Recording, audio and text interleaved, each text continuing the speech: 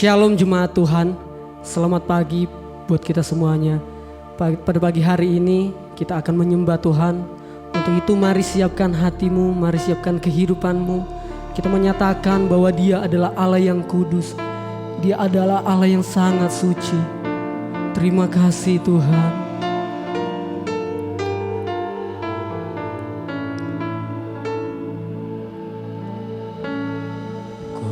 Datang Tuhan dalam hadirat-Mu, perhiaskan kekudusan. Seluruh surga sujud menyembah-Mu, ku tersungkur dan berseru, Kudus, Kuduslah, Kuduslah Tuhan, Allah semesta alam. Kudus, Kuduslah, Kuduslah Tuhan, surga bumi menyembah-Mu. Mari jemaat Tuhan, mari hampiri tahtanya yang kudus. Datang Tuhan dalam hadirat-Mu, perhiaskan kekudusan. Seluruh surga sujud menyembah-Mu, ku tersungkur dan berseru,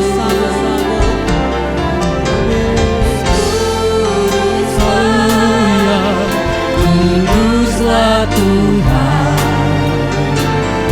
Allah semesta alam.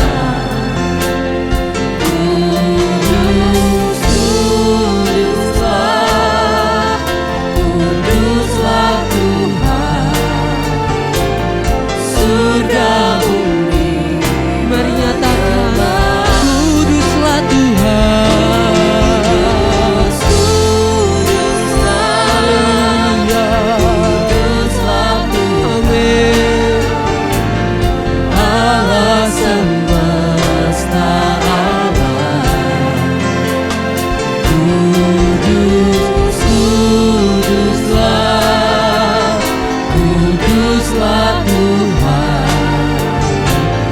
Surga bumi Lagi nyatakan Dia kudus.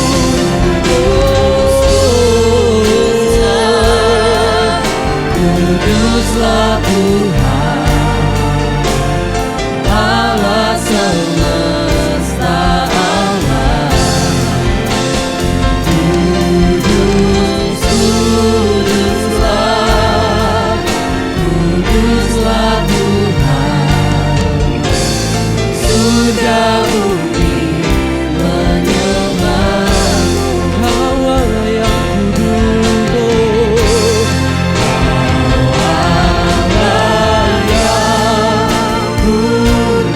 Benar Tuhan, Kau Allah yang kudus, Kau Allah yang suci.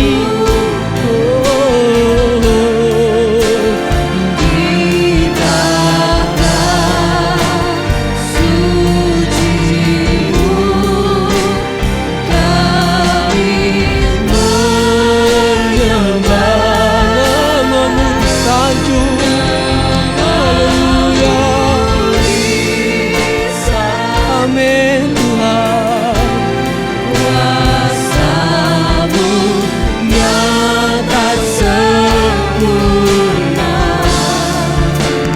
kami puja Engkau Raja mulia. Dengan senang hati kami mau nyatakan lebih lagi Tuhan. Amin. Kau Allah yang kudus,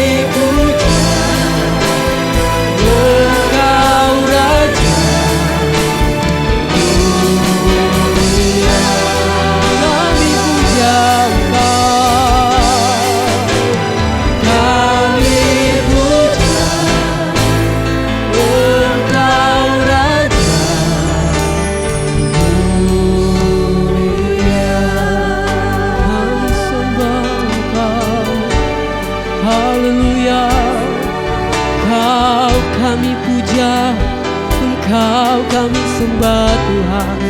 Sebab Engkau Allah yang kudus, sebab Engkau Allah yang kudus Tuhan.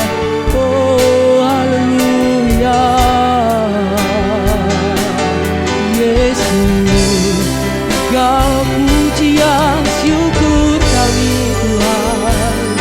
Hanya layak bagimu, hanya layak untukmu Tuhan. Haleluya, Engkau kudus Tuhan, Engkau suci, sebab Engkaulah Raja kami yang menebus hidup kami Tuhan. Kami nyatakan Engkau kudus pada pagi hari ini ya Tuhan. Hanya Engkau Allah yang benar, Engkau juru selamat kami yang telah menyelamatkan kami, melepaskan kami dari setiap belenggu dosa Tuhan. Kami bersyukur buat setiap kasih-Mu ya Tuhan, buat setiap kemurahan-Mu yang melimpah atas hidup kami. Pada pagi hari ini Tuhan, kami akan lebih lagi memuji Tuhan, kami akan bersorak-sorai untuk Tuhan, kami akan memuliakan Tuhan. Biarlah hadirat Tuhan nyata atas tempat ini Tuhan, menjamah kami setiap pribadi demi pribadi. Terima kasih Tuhan, kami serahkan ibadah kami ke dalam tangan-Mu di dalam nama Tuhan Yesus Kristus.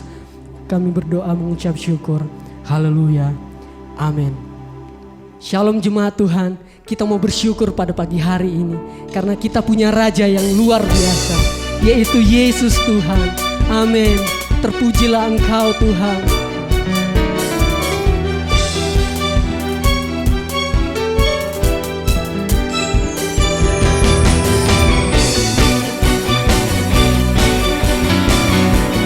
Sebab segala pujian hanya layak bagi Yesus. Mari naikkan syukur-Mu bagi Tuhan. Nyatakan bersama. Bersyukurlah kepada-Nya, bawalah pujian bagi-Nya, karena Dia Raja, Dia yang perkasa. Tuhanlah kekuatanku, mazmur dan keselamatanku, Dia penolongku, yang beri hidupku. Hanya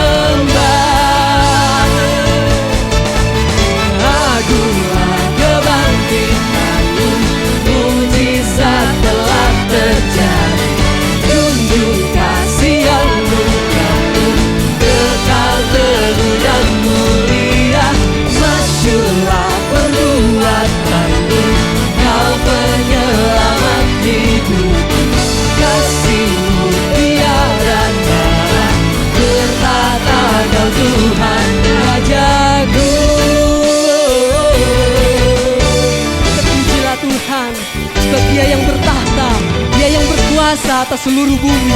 Haleluya.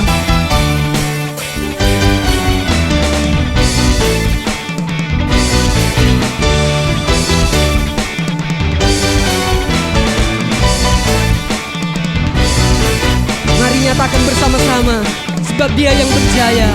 Kau yang berjaya, seluruh semesta sujud menyembah.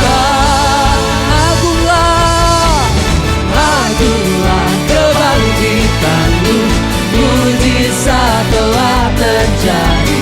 Junjung kasih anugerah-Mu, kekal teguh dan mulia. Masyurlah perbuatan-Mu, Kau penyelamat hidupku. Kasih-Mu tiada tara, bertahta Kau Tuhan Rajaku. Kau yang bertahta, Kau yang berkuasa Tuhan.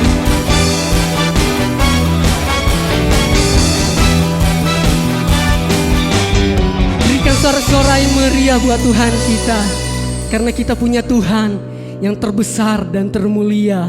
Amin. Kau terbesar dan mulia, ajaib semua perbuatan-Mu. Benar, Dia yang terbesar. Kau terbesar dan mulia, biarlah semua memuji-Mu.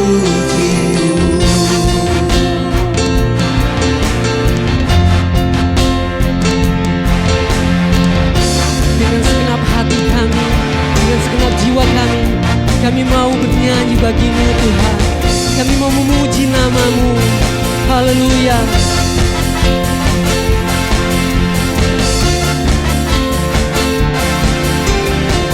Mari kita nyatakan bersama-sama. Segenap hati aku memuji, segenap jiwaku bernyanyi, karena Roh-Mu ada dalamku, Tuhan. Kami angkat tangan kami, Tuhan. Angkat tanganku memuji, ku angkat suara dan bernyanyi, karena Roh-Mu ada dalamku, Tuhan. Mari menari memuji, ungkapkan sukacita di hati. Kau terbesar dan mulia, ajaib semua perbuatan-Mu. Kau terbesar, terbesar dan mulia, biarlah semua memuji-Mu. Biarlah semua memuji nama-Mu Tuhan.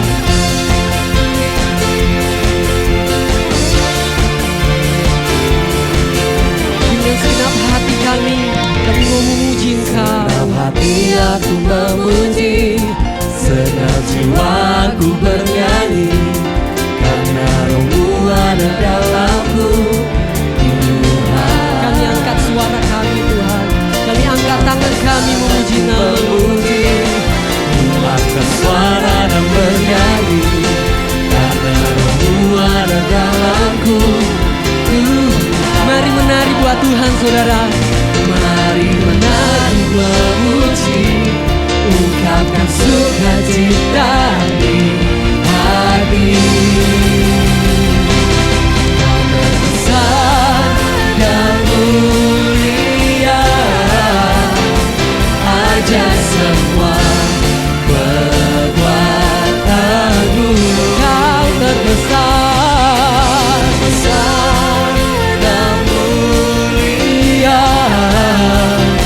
biarlah semua memuji-Mu.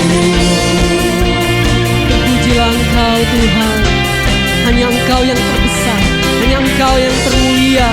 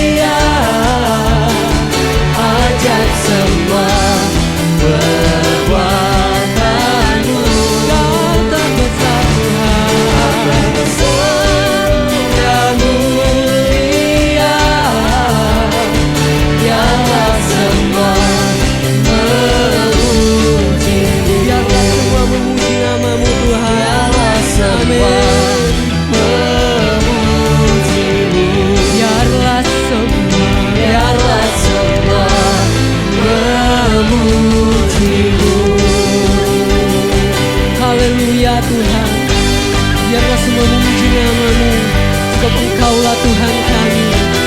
Terpujilah Tuhan.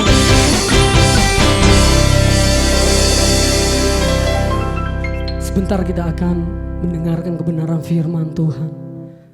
Dengan segenap hati kita mau nyatakan bahwa Dia Allah yang benar-benar setia dalam kehidupan kita.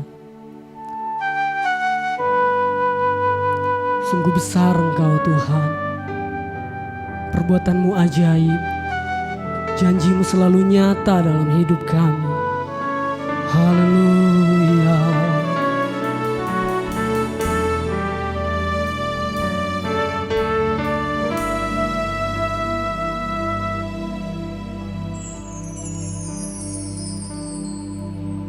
Sungguh besar setiamu,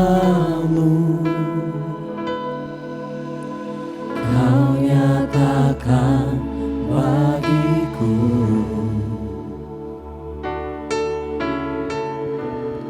Kau Bapa yang selalu mengerti isi hatiku.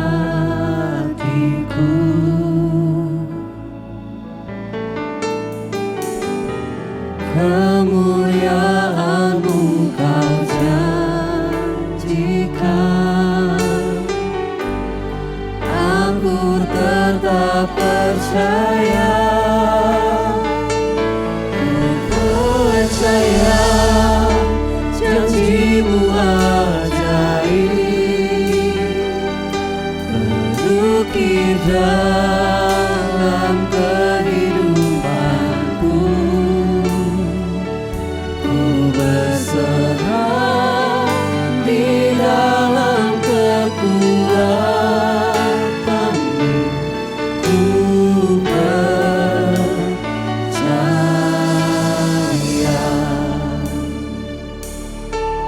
Sebab sungguh besar kasih setia-Mu Tuhan.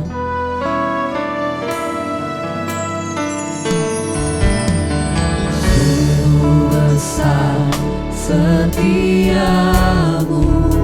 Kau nyatakan Tuhan, Kau nyatakan bagiku. amin. Kau Bapa yang selalu mengerti isi hatiku.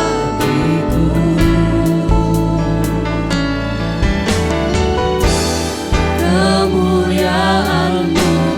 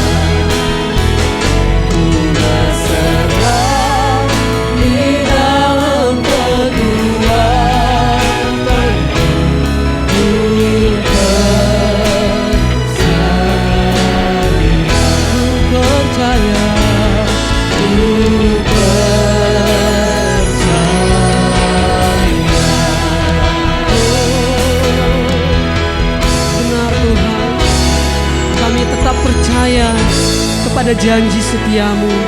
Karena kami tahu Tuhan, janjimu selalu terbukti dalam hidup kami. Janjimu selalu tergenapi dalam kehidupan kami. Terima kasih buat setiap kasih setiamu yang kau berikan bagi kami pada pagi hari ini Tuhan. Bapa yang baik, pagi hari ini kami mau fokus mendengarkan kebenaran firman Tuhan. Bila firman-Mu Tuhan yang tertanam di hati kami boleh mengubahkan kami, sehingga kami menjadi pribadi yang berkenan di hadapan-Mu. Terima kasih Tuhan, kami serahkan kehidupan kami dan segala sesuatunya ke dalam tangan-Mu. Di dalam nama Tuhan Yesus Kristus kami berdoa dan mengucap syukur. Haleluya. Amin. Shalom. Puji nama Tuhan. Kita tahu biasanya nih ibu-ibu ya yang banyak tahu. Kalau Jumat, Sabtu, Minggu itu ada banyak sekali promo ya di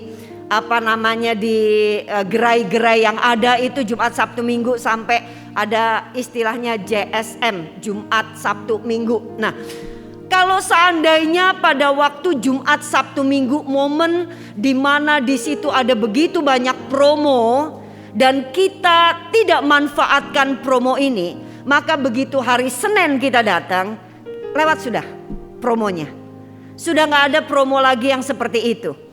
Ada kerugian yang kita dapatkan. Seharusnya kita bisa dapat dengan harga yang sekian, tetapi karena kita tunda sehingga kita akan mendapatkan dengan harga yang jauh lebih tinggi. Ini adalah salah satu tips ya, bagaimana saya secara pribadi mengelola keuangan. Tujuannya jujur. Mungkin ada orang yang berpikir seperti pelit. Begitu, pelit amat sih ini hanya. Bukan masalah pelit. Masalahnya adalah saya hanya mau mengelola keuangan yang Tuhan percayakan kepada saya dengan baik. Sebagai seorang manajer keuangan untuk dikelola dengan baik. Tujuannya agar supaya saya bisa lebih banyak lagi memberi di dalam pekerjaan pelayanan Tuhan. Ada banyak hal yang, jadi jujur kalau udah Jumat pagi itu saya sudah cetek itu internet, saya mulai lihat promonya apa, di sini apa, di sini apa, di sini apa, di sini apa. Lihat mana yang termurah. Kalau cuman promonya 20% diskon mah nggak usah dilihat lah, karena itu akan ada terus-terusan. Tapi buy one get one, wah itu luar biasa. Sampai promonya 70%, nah itu ambil dah ya, yang seperti begitu. Nah, tapi ada kerugian yang lebih besar lagi. Seandainya kalau misalnya kita tahu rumah kita ada rayap, tapi kemudian kita diemin, kita tunda, nanti aja. Pada akhirnya rumah kita bisa roboh hanya karena kita menunda untuk memperbaiki pada waktu kerusakan itu kecil. Demikian juga kesehatan. Saya terus terang di dalam kesehatan, tahu rasa apa, saya langsung cepat konsultasi. Ada apa? Langsung cepat konsultasi. Tujuannya apa? Jangan sampai bait Allah ya, tubuh kita ini adalah bait Allah yang Tuhan percayakan kepada kita, kemudian kita nggak rawat dengan baik. Dirawat dengan baik, jangan sampai datang tahu-tahu sudah kadaluarsa, datang sudah expired ibaratnya, dan dokter sampai sudah mengatakan udah give up dan mengatakan sorry ini sudah telat banget. Ya, walaupun kita tahu ada mujizat, tapi kita juga mesti pakai hikmat ya. Kita lihat ada penundaan yang sering kali dilakukan oleh manusia, yang pada akhirnya itu akan memberikan dampak yang sangat buruk. Bagaimana kalau seandainya kita menunda apa yang firman Tuhan mengatakan? Setiap hari Minggu kita mendengar firman Tuhan. Setiap hari kita membaca firman Tuhan. Ada hal-hal yang Tuhan begitu jelas menyatakan kepada kita, yang tidak usah perlu ditafsirkan, yang tidak usah perlu pergi ke perpustakaan, bongkar buku-buku tafsiran untuk mengetahui ini apa sih maksudnya. Gak perlu. Jelas, clear.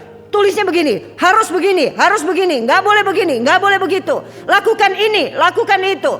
Jelas, tetapi berapa banyak di antara kita yang setelah membaca, yang setelah mendengar, ya sudah selesai. Dan tidak melakukan apa-apa. Pada waktu kita tahu kita mesti melakukan, tetapi kemudian kita kita mau melakukan nanti aja. Nanti, ditunda, depending terus seperti itu. Mari kita belajar dari satu tokoh yang ada di dalam Alkitab, seorang raja yang telah diperingatkan oleh Tuhan harus lakukan ini, tetapi dia tidak melakukan itu semua. Ayo kita belajar dari kisah Nebukadnezar. Kita akan membaca di dalam Daniel pasal yang keempat ayat yang ke-27 sampai dengan yang ke-29. Daniel 4 ayat 27 sampai dengan 29. Demikian firman Tuhan. Jadi ya raja, jadi kita tahu ini Nebukadnezar ceritanya mimpi ya. Dia mimpi, pada waktu dia mimpi, kemudian dia panggil Daniel dan dia ngomong, Daniel ini apa? Belsasar namanya ya. Apa artinya ini? Pada waktu Daniel berdoa dan kemudian dia mengerti mimpi raja ini, mimpi Nebukadnezar, dan kemudian Daniel mulai menerjemahkan. Dan pada waktu diterjemahkan kesimpulannya adalah demikian. Jadi ya raja, biarlah nasihatku berkenan pada hati tuanku. Lepaskanlah diri tuanku daripada dosa dengan melakukan keadilan dan daripada kesalahan dengan menunjukkan belas kasihan terhadap orang yang tertindas. Dengan demikian kebahagiaan tuanku akan dilanjutkan. Semuanya itu terjadi atas Raja Nebukadnezar. Sebab setelah lewat 12 bulan ketika ia sedang berjalan-jalan di atas istana raja di Babel dan seterusnya. Kita lihat di sini bahwa Daniel sudah ngomong, Tuhan, yang perlu Tuhan lakukan adalah dua hal. Tuhan mesti adil, buang tuh jauh-jauh ketidakadilan. Yang kedua, Tuhan tuh mesti punya belas kasihan sama orang-orang yang tertindas. Itu saja. Lakukan dua hal ini. Begitu dilakukan dua hal ini, maka mimpi Tuanku yang katanya pohon itu begitu besar, itu ditebang, enggak akan jadi. Silahkan Tuanku kerjakan ini. Tapi rupanya setelah lewat 12 bulan, itu berarti Daniel sudah ngomong 1 tahun yang lalu. Firmannya begitu jelas, gak perlu ditafsirkan. Adil, punya belas kasihan, that's it. Itu saja, kerjakan. Dua hal ini kerjakan, maka apa? Kebahagiaan Tuanku itu akan terus berlanjut. Tapi dicuekin. Tapi rupanya ini ditunda. Nanti aja. Dan kita lihat apa yang terjadi. Pada akhirnya Nebukadnezar betul-betul mengalami seperti apa yang dia mimpi. Gak enak banget. Dia dilupakan. Seorang raja, tetapi akhirnya dia harus ada di hutan, dia harus seperti telanjang, dia nggak pernah bisa makan yang enak, dia nggak ada rumah, dia nggak ada apa-apa, itu nggak enak sekali. Dan inilah yang terjadi, ya. Pada waktu kita mendengar firman Tuhan, apa yang ada di dalam hati kita? Kita langsung melakukan atau tidak? Kalau kita melihat di dalam firman Tuhan, coba sama-sama kita membuka di dalam Yakobus pasal yang keempat ayat yang ke-7. Yakobus 4 ayat yang ke-17 mengatakan, jadi jika seorang tahu, saya ulang lagi, jadi jika seorang tahu bagaimana ia harus berbuat baik, tetapi ia tidak melakukannya, ia berdosa. Jadi kalau ada orang tahu bagaimana mesti berbuat baik, tetapi tidak melakukannya, ini bukan sekedar melakukan sesuatu yang jelas-jelas salah, membunuh, mencuri, bersaksi dusta. Bukan seperti itu. Tetapi Tuhan katakan kategori dosa itu juga ada kepada orang-orang yang tahu mestinya berbuat apa, tetapi tidak melakukan itu. Tahu mestinya berbuat baik, tetapi tidak berbuat baik. Diam, abstain. Melukai orang itu juga tidak.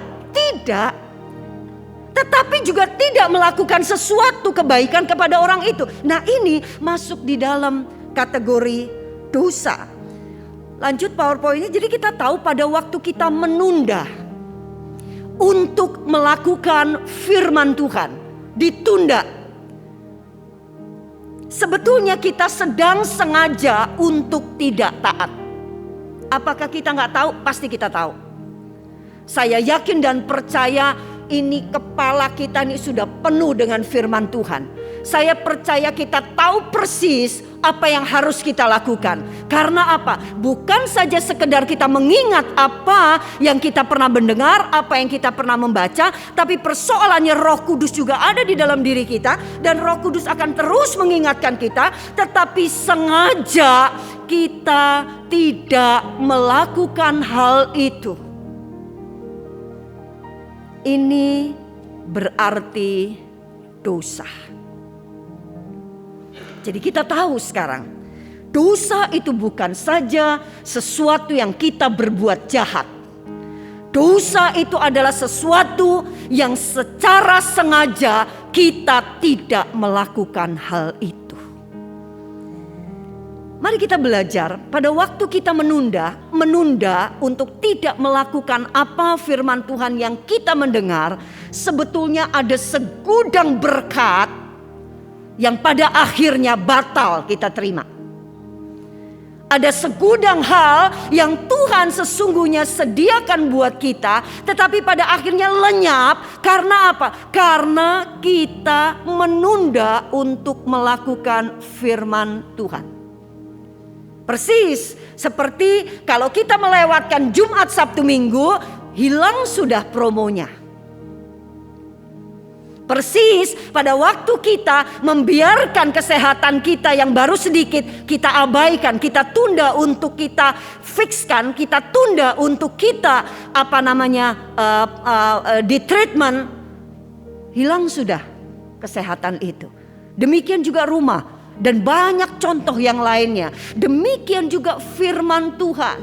Pada waktu kita dengar, tidak lakukan. Dengar, tidak lakukan. Masalahnya waktu ditanya, kenapa gak lakukan? Enggak, maksudnya nanti. Bukan sekarang, nanti. Ini menunda. Dan pada akhirnya kita akan kehilangan banyak sekali berkat. Yuk kita belajar. Berkat-berkat apa aja sih yang hilang dari kehidupan kita pada waktu kita menunda untuk melakukan firman Tuhan yang kita tahu. Tuhan gak pernah minta yang kita gak tahu. Tuhan minta apa yang kita tahu. Dan kita juga gak bisa mengatakan, oh aku gak tahu. Mungkin ada orang yang kemudian kalau istilah orang Jakarta ngomongin ngeles, berdalih gitu ya. Oh enggak, kok aku gak tahu. Enggak mungkin gak tahu. Karena ada Roh Kudus di sini. Yang pasti memberitahu kepada kita. Yuk, hal yang pertama, berkat-berkat yang hilang di dalam kehidupan kita. Yang pertama adalah next, yaitu apa? Kita akan kehilangan pertumbuhan kerohanian. Hilang sudah. Yang seharusnya level kita sudah lebih naik lagi, pada akhirnya mandek. Dan pada waktu mandek, jangan dipikir ini mandek-dek. Pada waktu mandek sebetulnya itu sedang mengalami kebusukan. Sedang mengalami penurunan. Karena tidak ada yang namanya istilah pertumbuhan kerohanian itu stagnan, gak ada. Mari kita buka di dalam Yohanes pasalnya yang ke-15 ayat yang ke-5, dikatakan demikian. Akulah pokok anggur dan kamulah ranting-rantingnya. Barang siapa tinggal di dalam aku dan aku di dalam dia, ia berbuah banyak. Sebab di luar aku kamu tidak dapat berbuat apa-apa.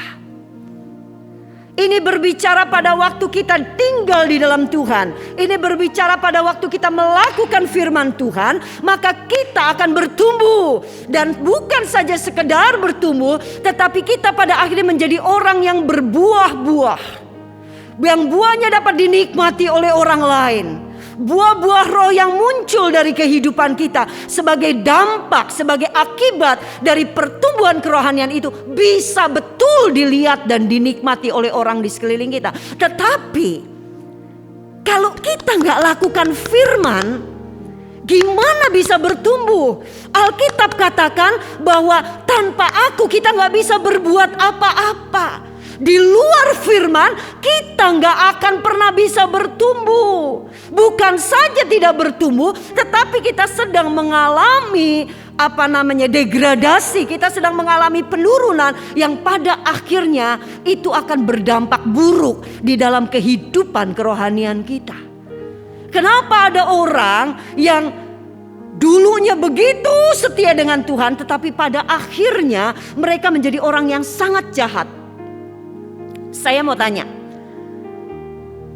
ada 2 anjing. 2 anjing itu berantem. Siapa anjing mana yang menang? Ada 2 anjing berantem, anjing mana yang menang? Mungkin kita bingung jawabnya. Ya tergantung. Tergantung anjing yang mana. Tapi saya mau kasih tahu jawabannya yang very simple, yaitu apa? Anjing yang menang adalah anjing yang kita terus kasih makan.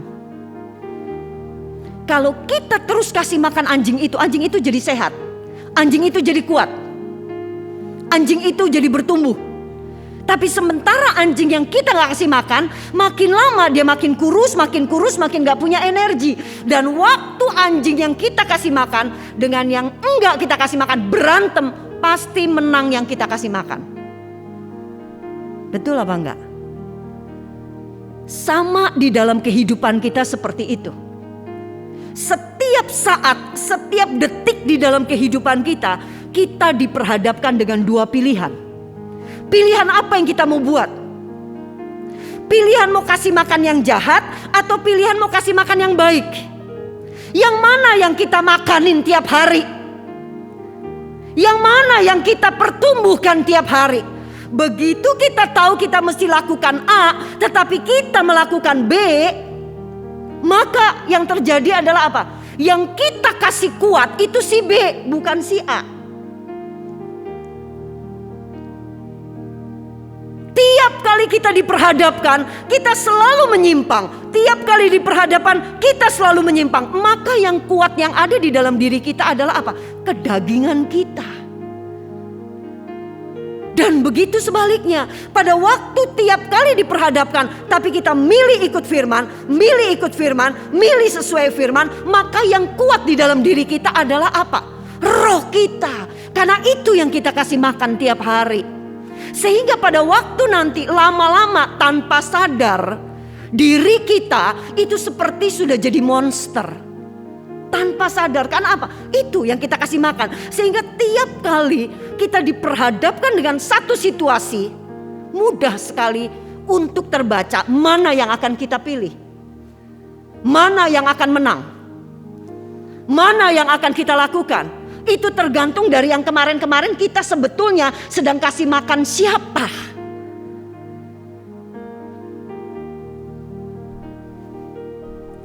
Saya pernah mengalami satu keadaan. Saya ini berusaha untuk terus berbuat baik. Karena itu yang firman Tuhan katakan. Tapi ada satu orang yang saya gak ngerti dia punya kepahitan apa dengan saya. Saya sampai mikir aku pernah salah opo ya mbak dia. rasanya saya ini nggak pernah bikin macem-macem dengan dia. Saya terus tolong, saya ngomong sama semua. Saya tahu kejelekannya, saya tahu karena saya kenal dia. Tapi saya nggak pernah mau ngomong kepada orang mengenai kejelekan dia. Tiap ketemu orang terus ada sedikit selentingan ngomongin dia. Saya selalu yang saya ngomong adalah yang kebaikan. Tak selimurno terus. Orang mulai ngomong ini, saya bilang, oh enggak, dia begini kok, orangnya baik kok, gini. Saya terus berusaha. Tetapi kenapa orang ini setiap kali saya mendengar ada gosip, ternyata sumbernya dia. Ada gosip miring, selalu sumbernya dia mengenai diri saya. Jujur, mungkin sudah lebih dari 100 kali, karena ini sudah berbicara mengenai bertahun-tahun. Lama-lama jengkel juga saya. Dan saya merasa bahwa pendeta juga manusia, enak aja dia begitu. Sorry ya, aku rasanya udah cukup. Kalau mau dihitung 70 kali 7 kayaknya udah lebih tuh, aku dari 490 kali. Sudah kalau begitu, aku sekarang enggak akan tak tutup-tutupi. Kalau DE gitu ya wis, ada orang ngomong tak gongno. Ada orang begini, bener emang dia begitu. Ada kesempatan, nih dia begitu. Jujur, saya sedang memberi makan kepada kedagingan saya. Rasanya puas hati saya. Rasanya plong, lego, haleluya, puji Tuhan. Biar seluruh dunia tahu dia itu sebetulnya siapa. Aku ini sebetulnya siapa. Tanpa saya sadar, tiba-tiba saya seperti sudah jadi monster. Bukan saja di bidang itu, ternyata di seluruh bidang kerohanian saya mulai turun. Saya nggak sadar. Saya pikir ya sudah, doa tuh biasanya enak gitu. Doa tuh 1 jam, 2 jam kayak gak berasa. Ini doa 5 menit aja rasanya saya ini sudah rasanya. Rasanya kok gak mari-mari. Kok lama banget gitu. Udah kayak cacing kepanasan saya nih 5 menit. Tapi saya juga gak merasa bahwa yang penting pokoknya aku udah doa, udah selesai. Sampai kemudian Pak Gatut bilang, tak lihat-lihat kamu kok berubah ya. Berubah apa? Saya bilang gitu. Kamu kok jadi judes? Omongan kamu, setiap omongan kamu tuh kok tajem. Nggak enak didengar kuping. Kamu ini loh tiap kali diajak doa, oh no, yang inilah, yang itulah. Ya memang benar kerjaan banyak, saya nggak ada pembantu. Terus omongan saya tiap kali diajak doa, yaitu ayo kita doa. Aduh, ini juga belum selesai, bantuin enggak, sekarang minta begini. Setiap ocehan saya itu ocehan yang Pak Gatut bilang, sorry ya, saya tidak kenal kamu. Kamu bukan Esther yang saya kenal. Jujur waktu dia ngomong gitu, saya ngomong gini, terserah. Dan saya gak mau pikirin. Sampai 1 kali kemudian Pak Gatut bilang, maaf, aku benar-benar sedang melihat satu monster di dalam diri kamu. Aku benar-benar ngelihat ada iblis yang begitu besar yang sekarang bercokol di dalam diri kamu. Saya kaget. Pak Gatut bilang, doa. Tiap saya gak mau, Pak Gatut mesti pegang saya dan katakan, dalam nama Yesus, ubahkan istriku Tuhan. Tiap kali ini dia pegang lagi, dalam nama Yesus. Pada akhirnya saya mulai introspeksi diri. Dan saya percaya kuasa doa. Ya, dan itu akhirnya menjamah saya. Dan waktu saya lihat, saya malu luar biasa. Kalau saya lihat ke belakang, kenapa saya jadi begini? Kenapa saya jadi monster? Kenapa saya jadi Esther yang jahat? Padahal cuma 1 yang saya mau tembak, cuma itu aja. Tapi rupanya dari satu itu ngerembet ke yang lain. Pada akhirnya saya tidak bertumbuh. Bukan saja tidak bertumbuh, saya menjadi Esther yang seperti belum kenal Tuhan sama sekali. Itu sebabnya begitu dengar firman, jangan tunda. Jangan tunda. Kalau kita membaca di dalam kitab 1 Timotius, jelas sekali orang-orang ada beberapa orang-orang yang memang dia adalah orang-orang yang percaya. Dia betul-betul orang yang percaya. Tetapi karena mereka membiarkan monster itu bercokol di dalam kehidupannya. Karena mereka menjadi orang yang menunda untuk melakukan apa yang seharusnya mereka tahu harus lakukan. Tapi mereka tidak melakukan. Akhirnya mereka menjadi monster. Akhirnya ibaratnya kejahatan itu menjadi ngoyot, menjadi berakar begitu kuat. Dan pada akhirnya sulit untuk dirubah.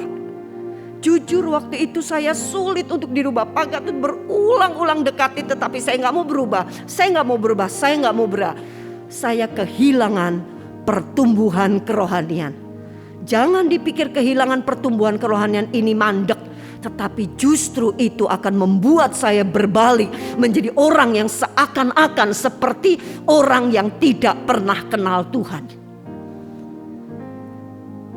Mari, saya mau mengatakan demikian.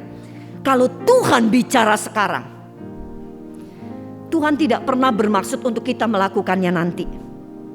Kalau Tuhan bicara sekarang, mari kita lakukan sekarang. Kita dengar firman Tuhan sekarang. Kita baca firman Tuhan sekarang. Langsung lakukan. Karena kita tahu tidak ada yang terjadi secara kebetulan di dalam kehidupan kita. Semua itu sudah lewat tangan kasih karunia Tuhan. Sehingga kalau kita dengar sekarang, Tuhan punya maksud kita melakukan itu sekarang dan bukan besok. Kita melakukan itu sekarang dan bukan lusa atau bulan depan. Jika Tuhan bicara sekarang, mari kita lakukan sekarang. Jangan tunda kewajiban kita. Kewajiban kita untuk melakukan firman. Kewajiban kita untuk melakukan apa yang kita tahu itu baik, yang dari firman Tuhan. Jika hak kita tidak mau ditunda. Banyak orang mau hak, tapi melupakan kewajiban. Mari kita menjadi orang-orang yang melakukan kewajiban kita. Kalau hak kita juga tidak mau ditunda. Hal yang kedua, yang kita kehilangan pada waktu kita menjadi orang yang menunda melakukan pekerjaan firman Tuhan, yaitu kita akan kehilangan keberhasilan. Kalau kita membaca di dalam Yesaya 59 ayat yang kedua dikatakan, tetapi yang merupakan pemisah antara kamu dan Allahmu ialah segala kejahatanmu. Dan yang membuat dia menyembunyikan diri terhadap kamu sehingga ia tidak mendengar ialah segala dosamu. Yang jadi pemisah adalah dosa kita. Kita tadi belajar, waktu kita menunda untuk tidak melakukan berarti kita sengaja gak taat. Waktu kita sengaja gak taat, kita adalah orang yang berdosa. Dan apa yang menjadi penghalang antara Tuhan dengan kita, yaitu dosa-dosa kita. Kita pada akhirnya akan menjadi orang-orang yang tidak berhasil. Karena Tuhan pada akhirnya gak menyertai kita. Kenapa Yabes menjadi berhasil? Karena Yabes minta disertai Tuhan. Karena Yabes melakukan apa yang harus dia melakukan sesuai dengan firman. Sehingga apa? Dia disertai Tuhan dan itu yang membuat menjadi berhasil. Kenapa Yusuf berhasil? Karena Yusuf disertai Tuhan. Kenapa dia disertai Tuhan? Karena Yusuf melakukan pekerjaan yang baik. Kenapa Musa berhasil? Karena Musa disertai Tuhan. Kenapa Musa disertai Tuhan? Karena Musa melakukan pekerjaan pelayanan Tuhan. Melakukan apa yang firman Tuhan harus melakukan. Bagaimana kita bisa berhasil? Kalau kita disertai Tuhan. Bagaimana kita disertai Tuhan? Kalau kita melakukan firman Tuhan.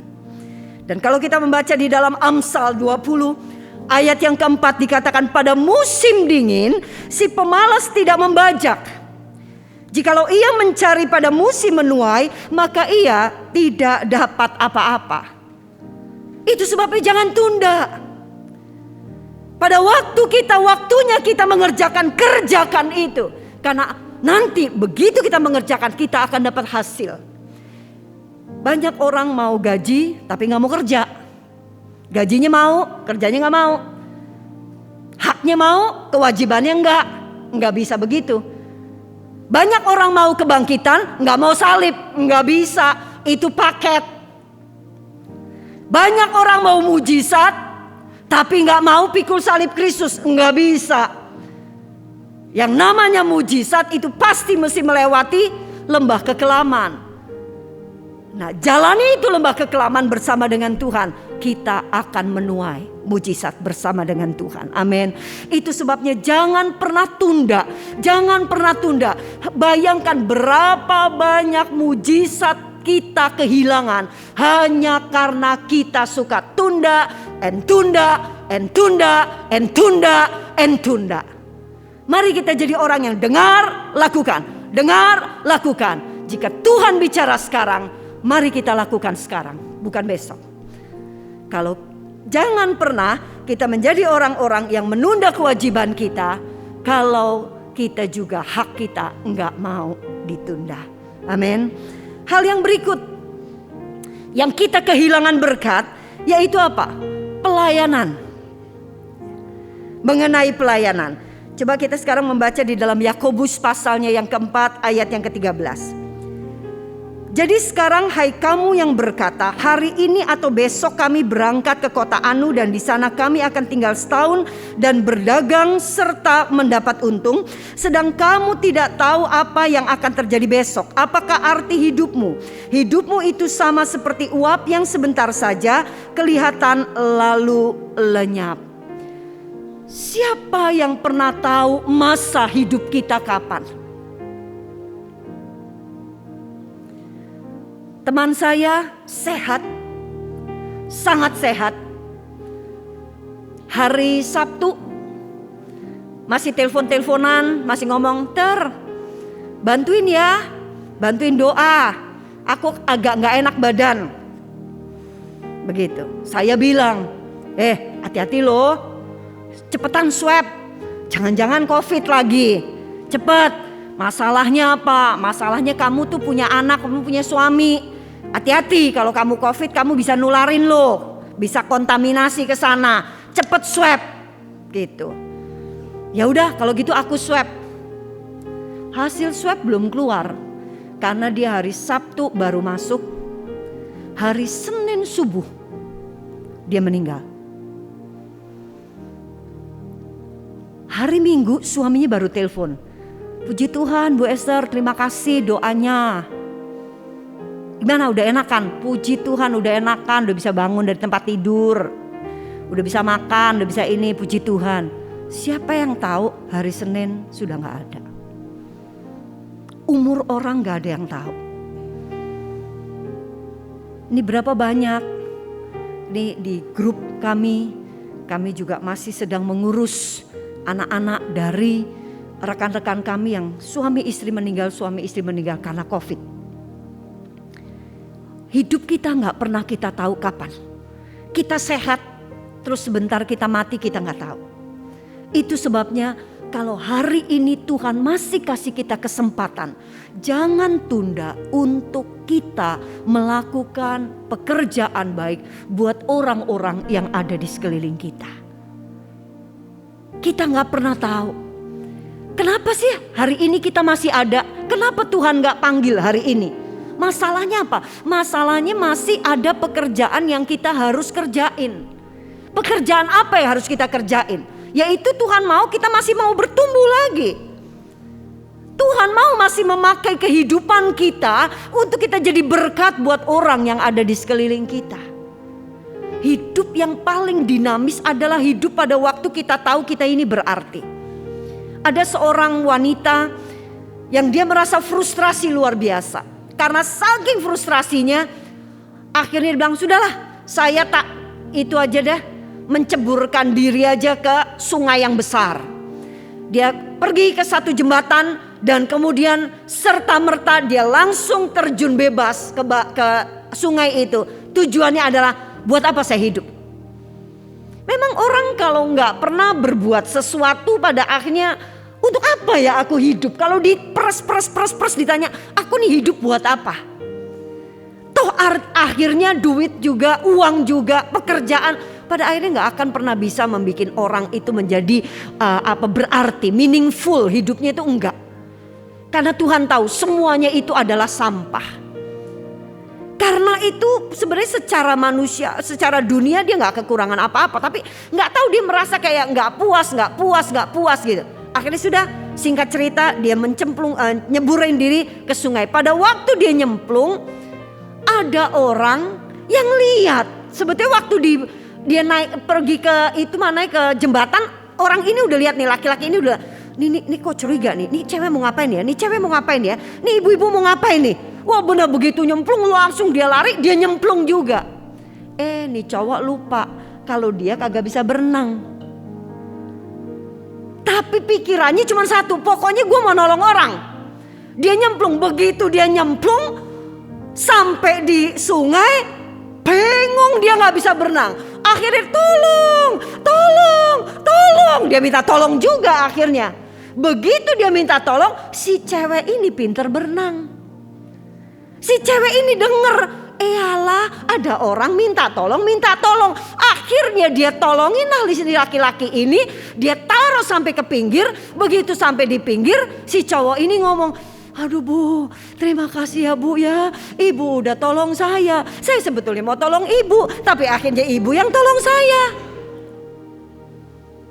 Begitu si laki-laki ini say thank you sama si ibu-ibu ini, langsung ibu ini merasa hidupnya berubah. Si laki-laki ini aduh saya kalau mati saya kagak tahu deh tuh bagaimana istri saya, bagaimana anak saya nggak ngerti lagi begini. Padahal saya ini baru aja mau nyekolahin anak saya, istri saya nggak kerja selama ini, semua penghasilan dari saya. Bayangin si ibu ini merasa begitu berarti karena dia sudah menyelamatkan satu jiwa. Dan sejak itu ibu ini gak pernah lagi punya kepikiran untuk bunuh diri. Karena dia tahu. Karena dia tahu apa yang harus dia melakukan. Mari kita melayani Tuhan. Melalui kita melayani sesama kita. Ada apa yang ada di ini yang di di gereja perlu apa? Ayo kita lakukan untuk pekerjaan, karena disitulah kepuasan kita akan muncul. Saya dulu nggak pernah bisa mengerti kenapa papa saya hidupnya tuh hanya untuk gereja, hanya untuk tolong orang. Sampai saya jengkelnya setengah mati. Di rumah papa saya tuh proposal segini nih. Papa saya tuh dari GPDI. Segini proposal. Gereja mana aja naruh proposal. Jengkelnya saya pikir ini orang tiap kali datang minta duit, minta uang. Saya pikir lama kan warisan gue berkurang. Iya nih anak sitok. Lawang papa saya anaknya 8. Dibagi 8 terus ya opo. Kalau terus ada gereja butuh, dibeliin tanah, dibangunin, dikasih bangku, semua fasilitas dikasih. Bukan cuma 1-2 gereja, 10-20 lebih. Papa saya tuh orang ya ampun sosialnya minta ampun. Lama-lama orang kalau datang, Papa ada. Oh iya Om, sebentar. Nanti apa? Oh mau apa? Ini tolong kasih Papa. Iya Om, nanti saya kasih. Gak pernah tak kasih itu proposal. Tak buang di tong sampah. Supaya apa? Papa saya gak perlu ngasih. Saya gak pernah bisa mengerti kenapa orang hidup seperti itu. Tapi kemudian pada akhirnya saya memang kosong dulu ya. Dan papa saya cuma bilang begini, kamu tidak pernah mengerti kebahagiaan pada waktu kita memberi. Tapi pada waktu saya sudah di dalam Tuhan, saya mulai menemukan betul terlebih bahagia memberi daripada menerima. Pada waktu bisa memberi, aduh di sini senengnya sampai saya akhirnya dimaki-maki dengan keponakan. Ini tante terus saja ngasih orang. Tante nggak pernah mikir diri tante sendiri. Coba tante sendiri lihat beras tinggal berapa, lihat itu gula ada apa enggak. Tante bilang aku nih gak mati gak makan gula. Kita makan beras juga, mau makan beras seberapa banyak sih, orang itu juga masih ada. Sudahlah, tenang saja. Makan, bener aja. Pada waktu memberi, ternyata itu adalah satu jalan di mana pada akhirnya Tuhan akan menyatakan kuat kuasanya di dalam kehidupan. Dari situ akhirnya bertumbuh lagi. Ini saling keterkaitan antara pertumbuhan kerohanian, antara keberhasilan dan antara pelayanan. Mari kita menjadi orang-orang yang mau melayani. Selama hayat masih dikandung badan, mari kita hidup untuk melayani sesama kita, menjadi berkat, menunjukkan bahwa kita ini punya Allah yang hidup, bahwa kita ini punya Allah yang luar biasa. Jangan pernah tunda. Jika Tuhan bicara sekarang, yuk kita lakukan sekarang, ya. Jangan tunda kewajiban kita jika hak kita pun tidak mau ditunda. Mengubah apa yang kita pikir itu adalah akar dari pertobatan. Tetapi mengubah apa yang kita melakukan itu buah dari pertobatan. Saya berharap setelah kita mendengar firman ini, yuk kita bersama-sama kita langsung melakukan apa yang kita mendengar, apa yang kita membaca setiap hari. Langsung niscaya pertumbuhan kerohanian kita tak luar biasa. Kita akan menjadi orang yang berhasil. Dan kita akan menjadi orang yang sangat puas dengan kehidupan ini. Karena kita tahu hidup kita berarti buat sekeliling kita, juga buat Tuhan. Kita akan tundukkan kepala bersama-sama. Haleluya. Kita akan nyanyikan itu satu lagu, hidup ini adalah kesempatan. Satu kali kita nyanyikan ini. Mari kita mau pakai setiap kesempatan yang Tuhan beri. Jangan tunda. Karena ada pertumbuhan kerohanian yang Tuhan mau berikan buat kita. Ada berkat-berkat keberhasilan yang Tuhan mau berikan buat kita. Ada sesuatu yang berarti yang Tuhan mau berikan bagi hidup kita. Amin. Hidup ini adalah kesempatan. Hidup ini untuk melayani Tuhan. Jangan sia-siakan apa yang Tuhan beri. Hidup ini harus jadi berkat.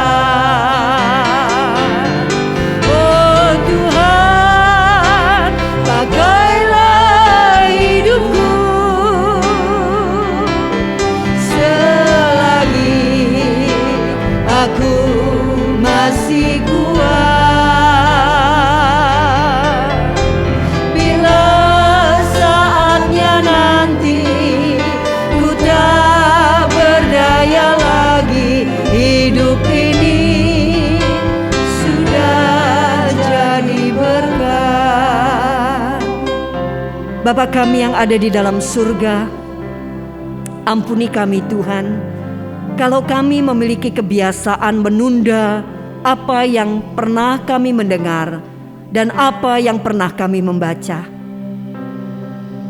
Tanpa kami sadari, pada waktu kami menunda itu, kami sedang menumbuhkan satu monster di dalam kehidupan kami.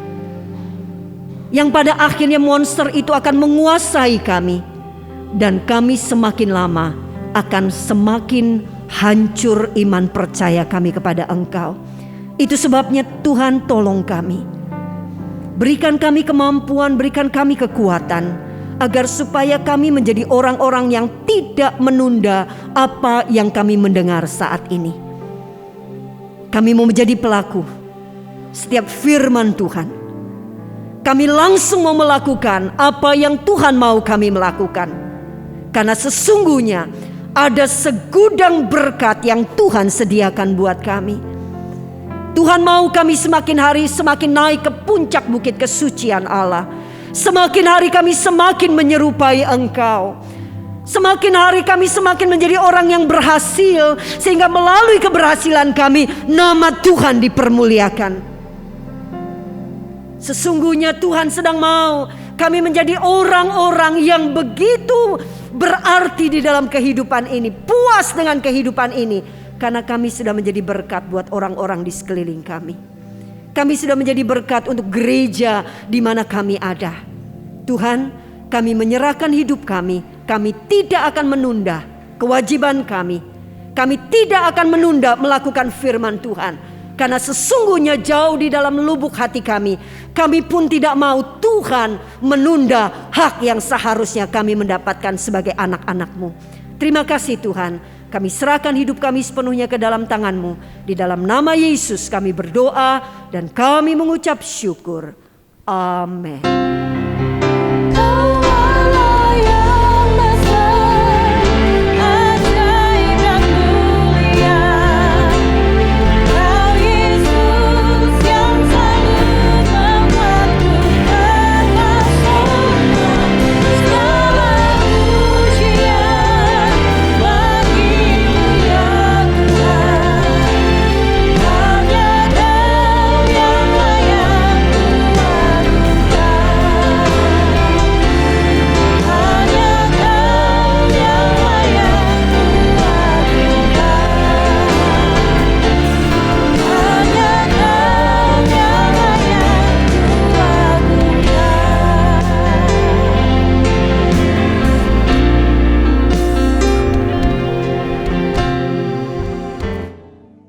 Ya Tuhan, hadirat-Mu tetap menyertai mereka untuk memberkati setiap rumah tangga mereka, seluruh anggota keluarga mereka. Berkatilah usaha dan mata pencaharian umat-Mu. Berkatilah roti dan air mereka. Berkatilah umat-Mu ini dengan kekuatan dan kesehatan. Sesungguhnya Dikau sangat mengasihi umat-Mu. Seluruh umat-Mu ini ada di dalam telapak tangan-Mu, dan tak seorang pun dapat merampas mereka, domba-domba-Mu ini, dari dalam tangan-Mu. Hamba-Mu berdoa, bawalah seluruh sidang jemaat-Mu ini semakin hari semakin dekat kepadamu, semakin mengasihi Engkau ya Tuhan, sehingga mereka boleh tiba di puncak bukit kesucian-Mu dan memandang wajah-Mu yang indah. Kini sidang jemaat yang dikasihi Tuhan, Allah yang kekal adalah naungan-Mu, dan lengannya yang abadi menopang Engkau. Tuhan memberkati Engkau dan melindungi Engkau. Tuhan menyinari Engkau dengan wajah-Nya, serta memberikan Engkau kasih karunia. Tuhan menghadapkan wajah-Nya kepadamu dan memberikan engkau damai sejahtera di dalam berkat nama Tuhan Yesus Kristus. Amin. For thine is the kingdom and the power